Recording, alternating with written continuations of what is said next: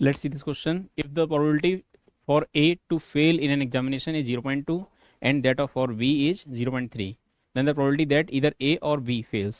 कह रहा है आपसे A के फेल होने की प्रोबेबिलिटी गिवन है, आपको B के फेल होने की प्रोबेबिलिटी गिवन है, तो कह रहा है कम से कम एक की फेल होने की प्रोबेबिलिटी क्या होगी.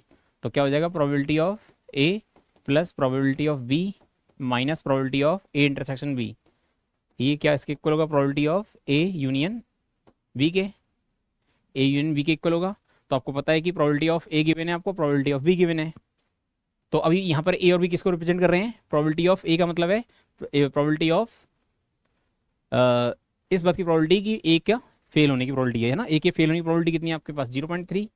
ये कितना है, 0.2 माइनस क्या है, probability of A intersection B equal to क्या हो जाएगा, probability of at least one of them is should fail, है ना.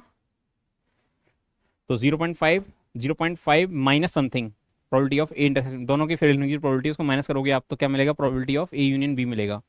तो ये जो probability of A union B है वो क्या आएगा बताओ, less than equal to 0.5.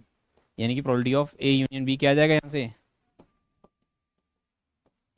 Less than equal to क्या आएगा, 0.5. समझ गए ना. 0.5 में से आप कुछ माइनस कर रहे हो तब जाके क्या आ रहा है, probability of A union B. तो probability of A union B will always be less than equal to क्या होगा, 0.5. Option number C is correct. इसमें जो कॉन्सेप्ट यूज हुआ है वो क्या यूज हुआ है, अपना एडिशन थ्योरम ऑन प्रोबेबिलिटी.